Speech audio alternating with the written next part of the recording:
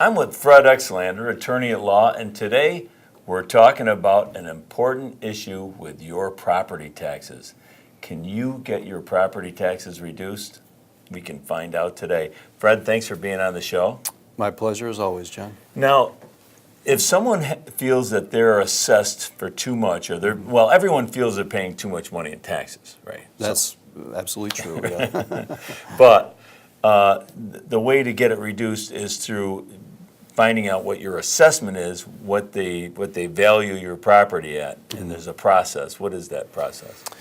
Well, to find out what your assessment is, just look at your tax bill or call your assessor's office wherever you live in whatever town you live, and they'll tell you your assessment, what they feel your property is valued at. Then the question becomes is, do you agree with that? And the answer may be no. And there's a variety of ways of determining what the value of the property is and measure it against the assessment.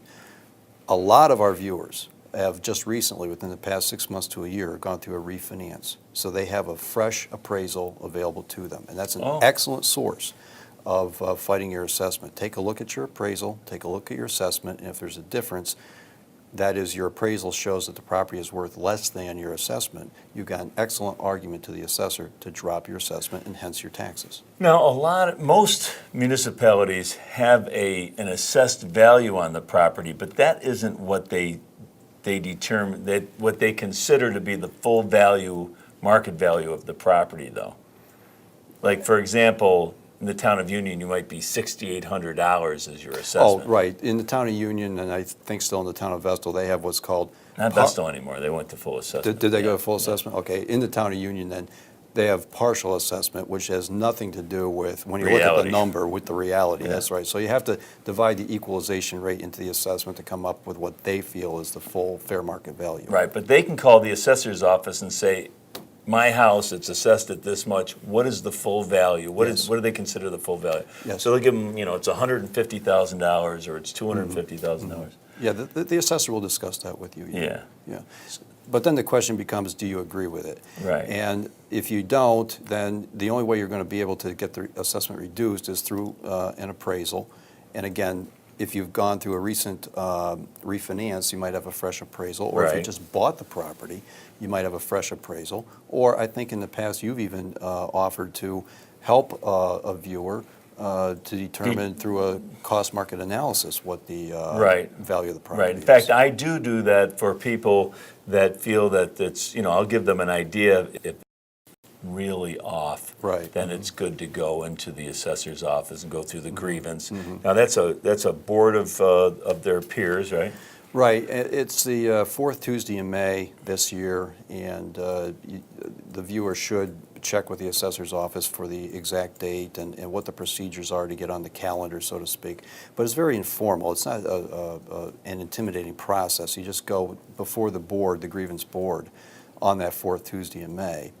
And with whatever evidence you have, hopefully an appraisal or a good CMA from a realtor, to establish what you think is the value of the property. Right. And if they agree with you, great, then your assessment gets reduced. If they don't, then there's a process called a small claims assessment review, which is also fairly easy for it to be reviewed by another authority, and then you might get your assessment reduced that way. And most people who have done that have been successful. Yes. It's got like a 90% success rate or something. Right. Fred, last year we went to the grievance board with a property that I owned with my boys, and we got bumped out because we weren't owner-occupied. We don't live in that property. Yeah, that grievance procedure for the fourth Tuesday in May is for owner-occupied properties.